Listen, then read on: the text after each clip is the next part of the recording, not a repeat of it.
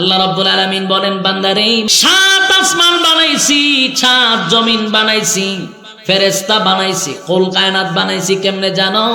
ইন্নামা আমরুহু ইযা আরাদা শাইআন আইয়াকুলা লাহু কুন ফায়াকুন।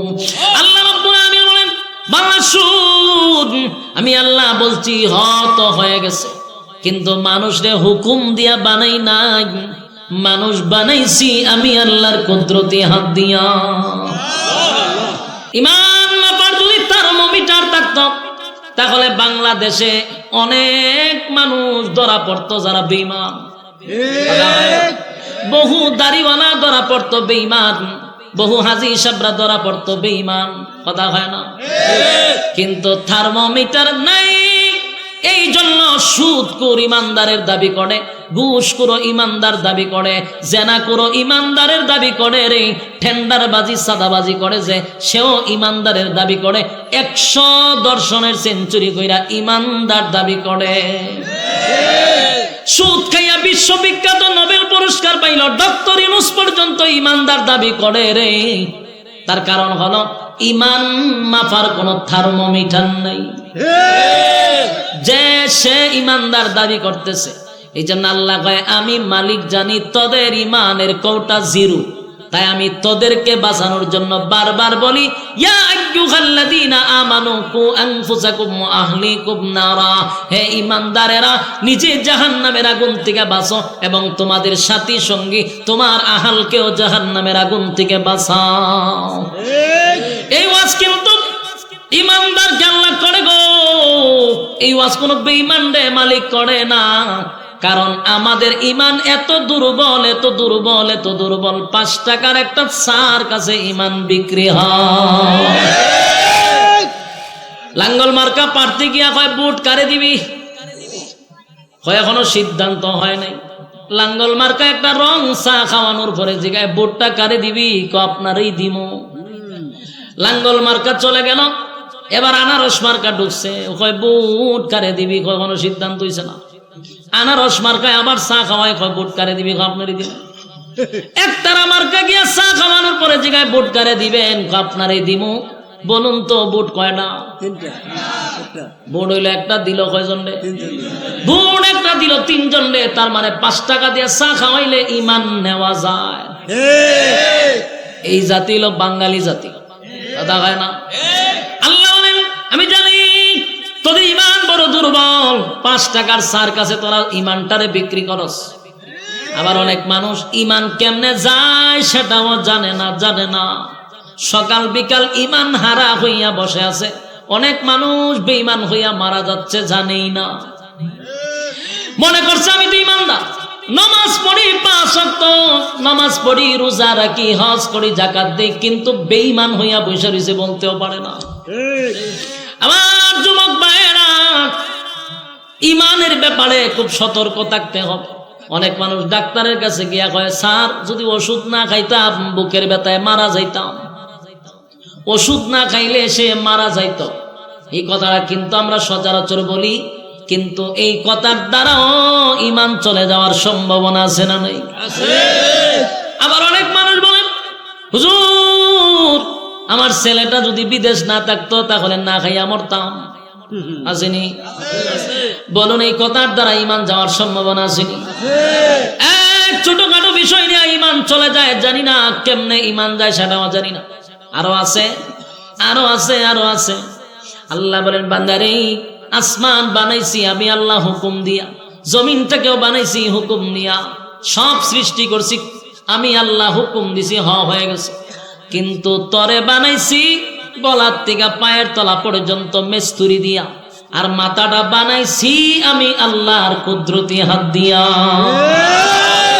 এই মাথা এই কপাল শুধু আমি আল্লাহর কুদরতি পায়ে সেজদা দিবি, আমি আল্লাহ ছাড়া কোথাও মাথা নত করতে পারবি না। কার হুকুম? আল্লাহ ছাড়া মাথা নত করা যাবে না। আফসোসের ব্যাপার হলো আমরা বহু মানুষ আল্লাহ ছাড়াও মাজারে গিয়া সেজদা মারি, দরগায় গিয়া সেজদা মারি, পীরের পায়ে সেজদা মারি, জড়ার পায়ে সেজদা মারি, ল্যাংটার পায়ে সেজদা মারি, আছে না নাই? সিলেট চট্টগ্রামে পিএইচডি করা, জায়গায় জায়গায় গিয়া সেজদা মারে। আমার সিলেটিগুলা বেশি। আমরার এলাকাতে যাইবেন ঘরে ঘরে মাজার, যদি জিগাই এত মাজার কেমনে হয়, স্বপ্নে দেখছিলাম, স্বপ্নে মাজার হইয়া জায়গা। বিশ্বাস করবেন ঘরে ঘরে মাজার, ঘুম থেকে ওইটা মাজার বানাইছে, কয় স্বপ্নে দেখছিলাম, স্বপ্নে মাজার হয়ে গেছে। আর রাস্তা দিয়া যাইবেন খালি দেখবেন মাজার। আমার আফসোস লাগে, মাজার হইছে ভালো কথা, সব মাজার কি রাস্তার ফাঁস হইয়াছে, সব ফিরকে রাস্তার ফাঁসে মরছে। এটা কি ভিতরে মরতে পারছি না, কারণ রাস্তার ফাঁসে মরলে তো বালা ড্যাগ একটা বয়াতে রাখে। আমার আফসোস লাগে মাঝে মধ্যে, আমি কইতে যাক বলি আল্লাহর ব্যাপারে আমার কোনো বক্তব্য নাই, কিন্তু ফিররা যত ফির দিয়ে সবাই রাস্তার খানিত মরে। ঘটনা কিতা ভিতরে মরায় রাস্তার কিনার, তার মানে রাস্তার ফাঁস হইলে ব্যবসার জমজমাট হয়। কথা ঠিক নেই? হক্কানি পীরের বিরুদ্ধে নয়, বাংলাদেশে ইসলাম আসছে ওলি আল্লাহর মাধ্যমের মধ্যে কোনো সন্দেহ নেই। বাংলাদেশের ইসলাম আছে আমাদের সিলেট থেকে, শাহজালাল থেকে। কথা কয় না?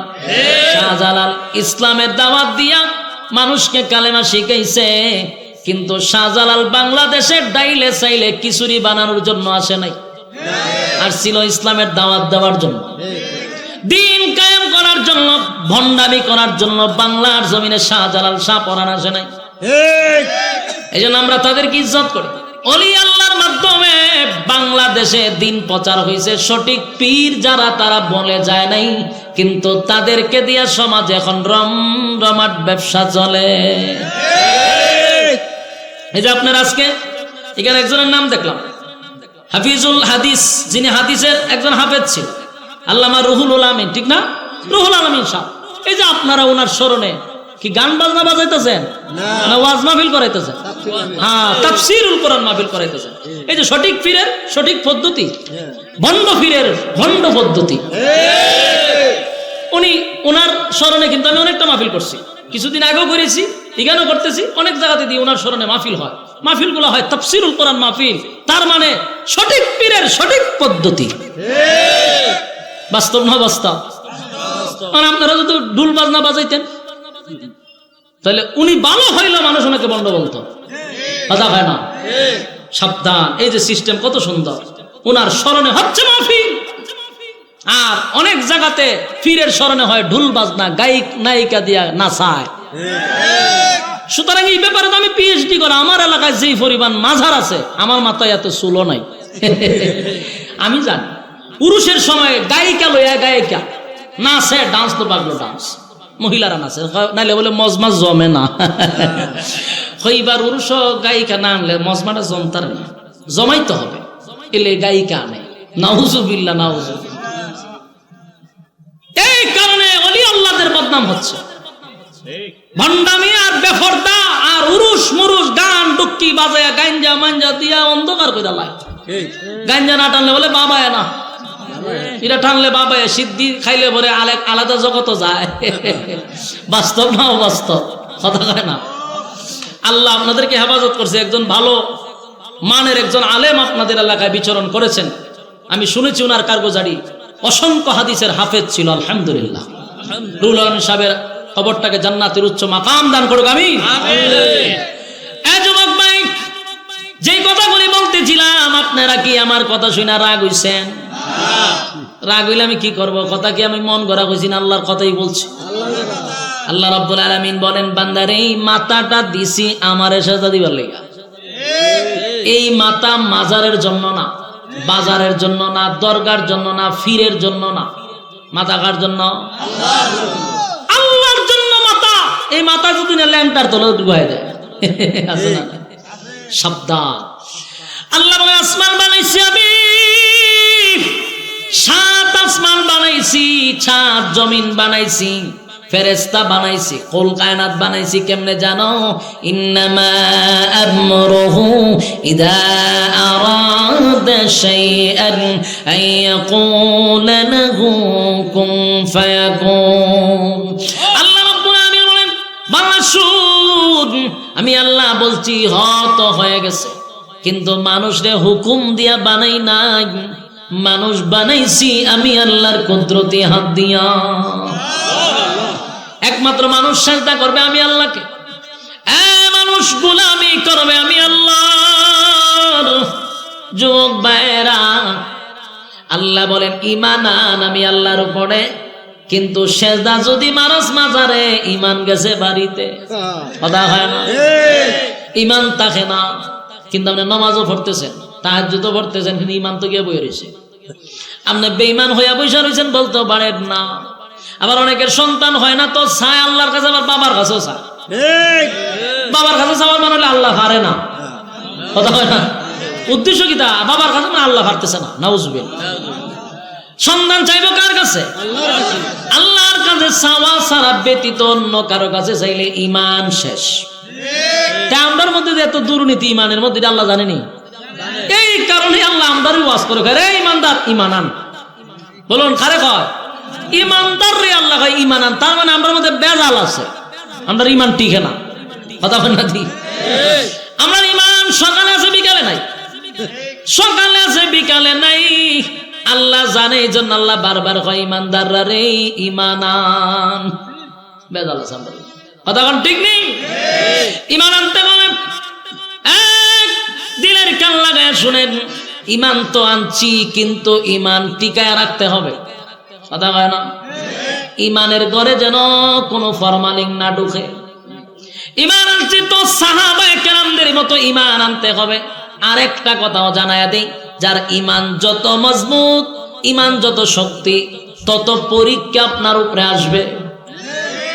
আপনি যদি পাক্কা ঈমানদার হন, ঈমানের জজবা আপনার বেশি হয়, ঈমানের হালত উপরে চলে যায়, অপেক্ষা করবেন, আপনার উপরে পরীক্ষা আসবে।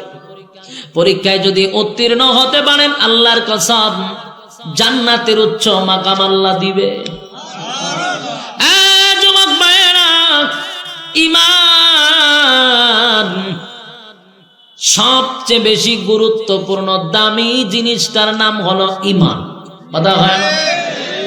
আরো ভালো করে শুনেন, আপনার যদি সাগরের দরিয়া পর্যন্ত গুনাহ হয় রে, পাহাড়ের পরিমাণ যদি গুনাহ হয়, সাগরের ফেনা পরিমাণ যদি গুনাহ হয়, আল্লাহ বলেন অসংখ্য গুনাহ লইয়া যদি বান্দা আমার কাছে মাপ চায়, আর বান্দা যদি বুঝতে পারে যে আমি গুনাহ করছি, গুনাহ করতে করতে করতে করতে যদি পাহাড় পরিমাণ গুনাহ হয় গো, একটা পর্যায়ে যদি বান্দা বুঝতে পারে গুনাহ করে ফেলেছি, অন্যায় করে ফেলেছি, অপরাধ করে ফেলেছি, আল্লাহ এমন গুনাহ করছি, মালিক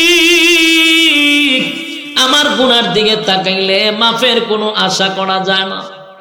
আল্লাহ আমি তো গুনাহ করছি, তুমি আর ছাড়া কেউ জানে না। আমার সন্তান যদি আমার গুনার ব্যাপারে জানতো, বাবা বলে কোনোদিন ডাক দিত না, মা যদি জানতো, মা সন্তান বলে ডাক দিত না, এলাকার মানুষ জানলে নেতা বলে আমার ডাক দিত না। এত বড় গুনাহ করছি, আল্লাহ তুমি জানো, তুমি মাফ করে দাও। বান্দা যদি গুনার উপরে লজ্জিত হই,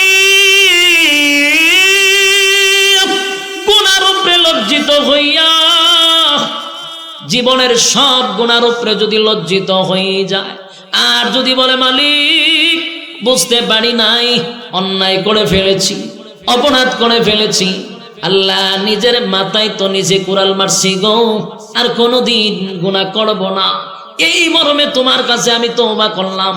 বান্দা যদি গুনাহ করে আর মালিকের কাছে তওবা করে, নজুলে রহমতের সময়, যেই সময় পশু পাখিরা ঘুমায় যায় গো, যেই সময় মানুষ তার স্ত্রী পুত্র লইয়া ঘুমায়, যেই সময় বনের পশু পাখিরা ঘুমায়া যায়, গভীর রজনীতে বান্দা যদি গুনার জন্য আল্লাহর কাছে ফরিয়াদ করে, আর বান্দা যদি চোখের পানি ছেড়ে দেয়, আল্লাহ বলে ফেরেশতারা রে আমার বান্দা কেন কান্দে? ফেরেশতারা কয় মালিক আপনার বান্দা জাহান্নামের ভয়ে কান্দে গো মালিক, জাহান্নামের ভয়ে কান্দে। আল্লাহ বলে আমার বান্দা কি জাহান্নাম কোনোদিন দেখছে না? মালিক জাহান্নাম দেখে নাই। তাহলে কেন কান্দে? বলে জাহান্নামের ভয়ে কান্দে। আলেমদের জবানে জাহান্নামের বয়ান শুনছে গো, তাই জাহান্নামের ভয়ে কান্দে, জান্নাতের আশায় কান্দে। আল্লাহ বলেন জান্নাত কি দেখছে না? মালিক জান্নাত দেখে নাই, তারপরও কান্দে, বলে জান্নাতের আশায় কান্দে। আল্লাহ বলে আমার বান্দা নুজুলে রহমতের সময় আমার কুদরতের মধ্যে জোশ তুলে দিছে, আমি আর সহ্য করতে পারি না। ফেরেশতারা রাজি থাক, ফেরেশতারা সাক্ষী থাক, আমার বান্দার চোখের পানিটা নাকের ডগায় আসার আগে আগে আমি আমার বান্দার জিন্দেগির সব গুনাহ মাফ করে দিলাম। যুবক ভাইরা আমার, এই যে মালিক গুনাহ মাফ করে দিল, বলুন তো দেখি শর্ত কি?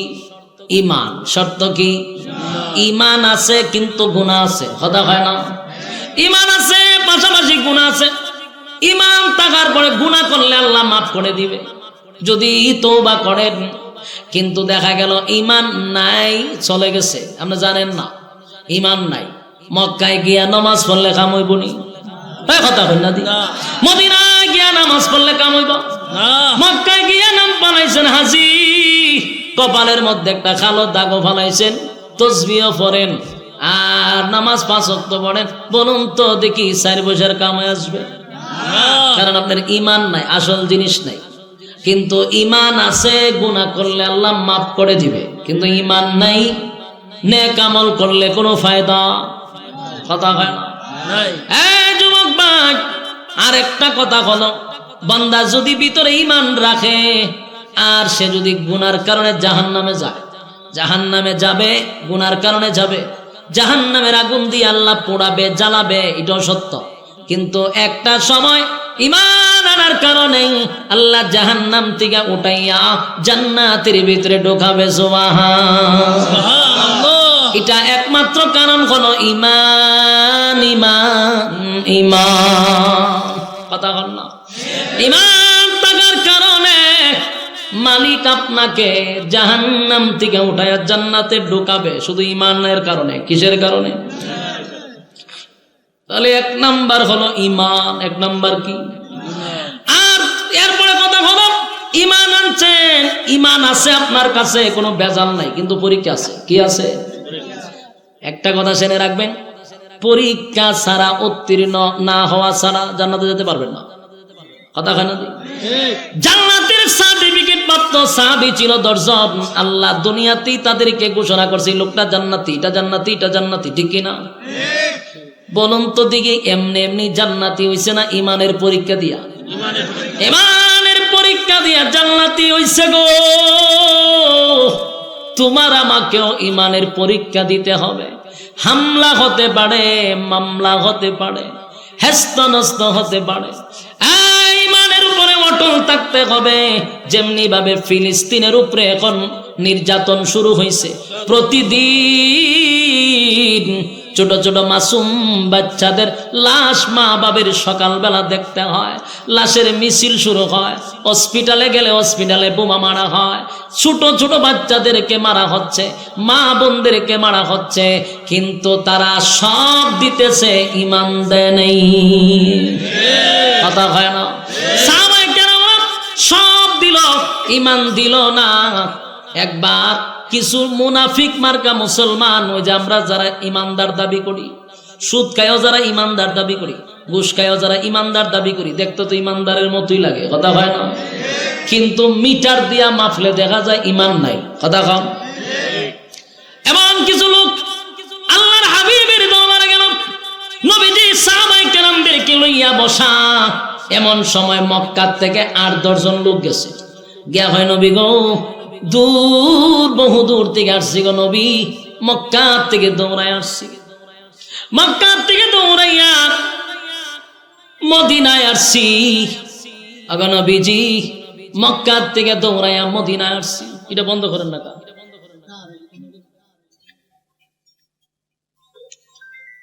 মক্কা থেকে দৌড়াইয়া মদিনায় আসছি। আমরা আপনার কাছে আসছি একটা বড় প্রয়োজনে। আগো নবীজি, আমরা বড় দরকারে আসছি। নবী কয় কি দরকারে আসছো? বলে আমরা মক্কা থেকে আসছি, কিছু মানুষ আমরা কালেমা পড়ছি, কিন্তু আমাদেরকে দিন শিখানোর মতো কেউ নাই। আমাদের শিক্ষকের দরকার, মুআল্লিমের দরকার। আল্লাহর নবী চিন্তা করলো,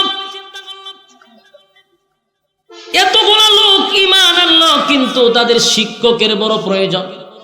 প্রয়োজনে শিক্ষক দিলাম। 10 জন সাহাবী পাঠাইলো শিক্ষকতার জন্য।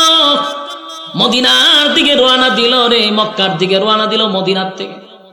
মক্কার দ্বার প্রান্তে যখন চলে আসলো, হঠাৎ করে তাকায়া দেখে 100 জন লোক হবে চতুর্দিকে তাদেরকে ঘেরাও করে ফেলেছে।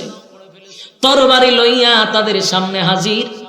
আর কিছু মানুষ সাথে সাথে তীর মারা শুরু করছে। 8 জনকে সাথে সাথেই শহীদ করে দিয়েছে। নাউজুবিল্লাহ। এক কথা কি বুঝতেছেন? আমার বিরক্ত লাগতেছে। ছাইরা দিতাম, ছাইরা দিলে ডাবল সুবিধা। বিরক্ত লাগলে আমার লাগার কথা না, আপনার আওয়াজ নাই, বিরক্ত হইতেছে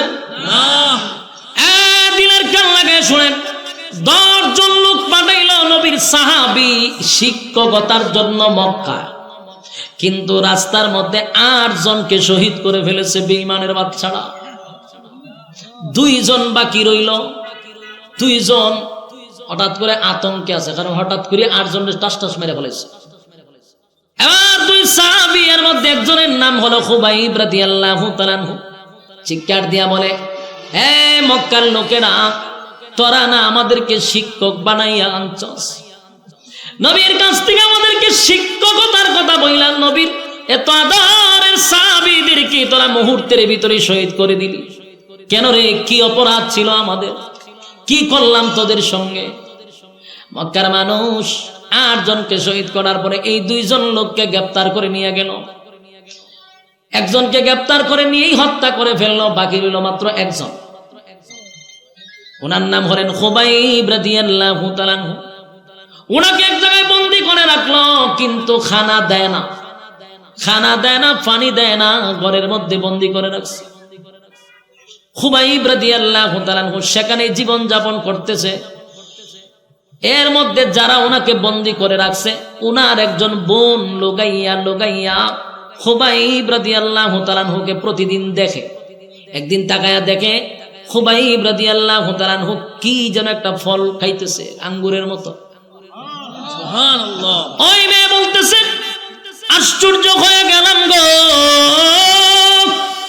খুবাইব যে আঙ্গুর হাতে লইয়া খানা খাইতেছিল, এমন আঙ্গুর আমি কোনোদিন মদিনায়ও দেখি নাই, মক্কায়ও দেখি নাই।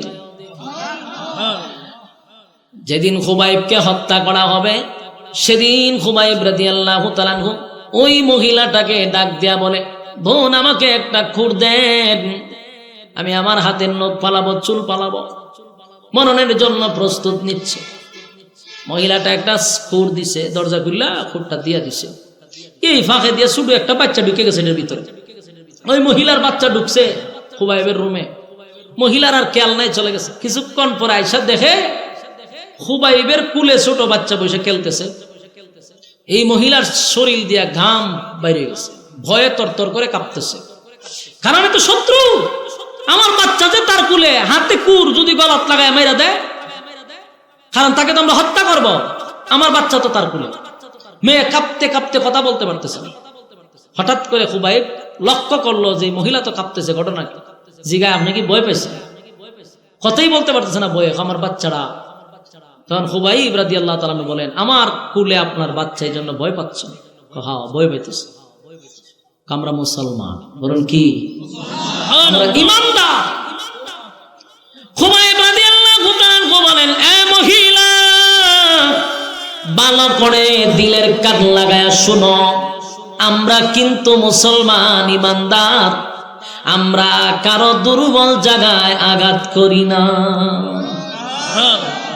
তোমার বাচ্চার গলার মধ্যে ছুরি লাগাইয়া আমি মুহূর্তে এখান থেকে পলাইতে পারি, ওয়ান টাইম, কারণ আমাকে হত্যা করা হবে, আমি জানি। এই বাচ্চাটার গলার মধ্যে ছুরি লাগাইয়া আমি যদি এই মুহূর্তে পলায়া যাই, আমার গুনাহ হবে না, কারণ আমি তো কোনো দোষী না, আমার নির্দোষ তোমরা হত্যা করতে আনতেছ। কিন্তু আমি জানি মুসলমানরা কারো দুর্বল জায়গায় আঘাত করে না, তোমার বাচ্চা তোমার কাছে ফিরাইয়া দিলাম। ওই খুবাইব রাদিয়াল্লাহু তাআলা আনহুকে বেঈমানের বাচ্চারা বলল, খুবাইব তোমার আচরণে খুশি, তোমাকে আমরা ছেড়ে দিব, শর্ত হলো ঈমান ছেড়ে দাও। শর্ত কি? ঈমান ছেড়ে দাও, তোমারে ছেড়ে দিব। খুবাইব কয়, বেঈমানের বাচ্চারা শোন, আমি 100 বার 1000 বার শাহাদাত বরণ করতে চাই, আবার যদি আল্লাহ জীবিত করে আবার শাহাদাত বরণ করব, আবার যদি জীবিত করে আবার করব, কিন্তু ঈমান দিব না। সুবহানাল্লাহ। এ যুবক ভাই, ঈমানের এত দাম, ঈমানের এত দাম, ঈমানের এত দাম। খুবাইব রাদিয়াল্লাহু তাআলা ঈমান দিল না। বেঈমানের বাচ্চারা রাগান্বিত হইয়া খুবাইব রাদিয়াল্লাহু তাআলা হুকে একটা গাছের সঙ্গে বেঁধে দিল। সেখানে ওনার হাতে পেরাক মারতে লাগলো। পেরাক, খাটের সাথে এইভাবে পেরাক মেরে দিছে। হাতের সঙ্গে পেরাক মারছে, পায়ের সঙ্গে পেরাক মারছে, লড়তে পারে না, পেরাক দিয়া ওনাকে আটকায়া দিল। আর কষ্ট দেওয়া শুরু করলো, তরবারির আগা দিয়া নবী সাহাবী খুবাইব রাদিয়াল্লাহু তাআলা শুনলেন এইভাবে গাওয়াইতে লাগলো। এইভাবে গাওয়াইতে শুরু করলো। উনি চিৎকার দিয়া বলেন, বেঈমানের বাচ্চাগুলি বল, আমি কি অপরাধ করছিলাম? নবীর কাছ থেকে আমারে উস্তাদ লাগবে বইলা, এলেম শিখানোর কথা বইলা, প্রতারণা কইরা আমাদের কাইনা 10 জনকে হত্যা করলি, কি অপরাধ ছিল বল? এরা বলে, তোমরা বদরের যুদ্ধে আমাদের বাপ চাচারে মারছ, এই জন্য প্রতিশোধ নিতে আনছি। খুবাইব রাদিয়াল্লাহু তাআলা হুকে কঠিন থেকে কঠিন শাস্তি দিতে দিতে তারপরে দুনিয়ার থেকে বিদায় করছে, শাহাদাত বরণ করছে। বলুন তো দেখি, উনি কি ঈমান দিছে? না, ঈমান দেয় নাই, ঈমান দেয় নাই, ঈমান দেয় নাই। ঈমান এত দামি, এত দামি। এই জন্য আমি বলবো, যাদের ঈমান আছে আপনাদের উপরে পরীক্ষা আসতে পারে গো, ঈমান টিকায় থাকার জন্য পরীক্ষায় উত্তীর্ণ হতে হবে, ঠিক কিনা? আল্লাহ বলে, বাংলা শুন, 1 নাম্বার হলো ঈমান, ইল্লাল্লাযীনা আমানু, ঈমান আনো আমি আল্লাহর উপরে, 1 নাম্বার। 2 নাম্বার হলো ওয়া আমিলুস সালিহাত, 2 নাম্বার হলো নেক আমল, নেক আমল, নেক আমল। বলুন তো দেখি, নেক আমলের দরকার আছে না নাই? 2 নাম্বার হলো নেক আমল, ওয়া আমিলুস সালিহাত। বান্দা তোর নেক আমল করতে হবে, যদি কর্মসূচি পালন করস 1 নাম্বার ঈমান, 2 নাম্বার হলো নেক আমল। বান্দার নেক আমল করতে হবে, নেক আমল যদি করেন তাহলে কর্মসূচি কয় নাম্বার? কথা হয় না? কর্মসূচি 4 নাম্বার, কিন্তু 2টা হলো, একটা হলো ঈমান, একটা হলো নেক আমল। নেক আমল ওয়া আমিলুস সালিহাত, নেক আমলের দরকার আছে। নেক আমল কি দোকান পাটে হয় না মাহফিলে হয়? তাহলে যতক্ষণ বৈশা রয়েছেন আমল নামার মধ্যে নেক আমল ওঠানো হচ্ছে, সুবহানাল্লাহ। 2 নাম্বার হলো নেক আমল ওয়া আমিলুস সালিহাত, নেক আমল, নেক আমল। 3 নাম্বার হলো, 3 নাম্বার হলো ওয়া তাওয়াসাউ বিল হক। আল্লাহ বলেন ওয়া তাওয়াসাউ বিল হক, আল্লাহ বলেন 3 নাম্বার হলো হক কথা। 3 নাম্বার কি? 3 নাম্বার হলো হক কথা। হক কথা, হক কথা, এটা কিন্তু মারাত্মক তিতা। কথা কর না দেখি, হক কথা তিতা না মিডা? হক কথা কিন্তু তিতা রে। আল্লাহ বলেন 3 নাম্বার কর্মসূচি হলো হক কথা বলতে হবে। হক কথা কি খালি হুজুররাই বলবে? আপনার জন্য নাই। ইমাম সাহেব যদি হক কথা বলে ইমামতি শেষ। খতিব সাহেব যদি ইমামতির ময়দানে খুতবাতে বৈশা হক কথা বলে খতিবগিরি শেষ। হক কথা এমন তিতা, কারো কাছে সহ্য হয় না। বক্তা যদি হক কথা বলে, বক্তা 4 দেওয়ালের ভিতরে থাকে, কথা হয় না। তাহলে হক কথা বললে বিপদ আসবে রে। আল্লাহ কয় কর্মসূচি 3 নাম্বার, হক কথা বলা দরকার। হক কথা বলতে হবে। সমাজের একেবারে নিম্ন স্তরের থেকে নিয়ে মধ্যবিত্ত এবং উপরের স্তরের মানুষ সবার ক্ষেত্রে হক কথা, কথা হয় না। হক কথা বলতে হবে গো, হক কথা বলতে হবে। হক কথা তিতা হইল বলা দরকার। সমাজের একটা সালিশ দরবার থেকে নিয়া সব মহলে হক কথা বলা দরকার। এটা কয় নাম্বার? 3 নাম্বার। 4 নাম্বার আল্লাহ বলেন ওয়াতাওয়াসাউ বিস-সাবর। 4 নাম্বার হলো ধৈর্য। 4 নাম্বার কি? সবর করা, ধৈর্য ধরা।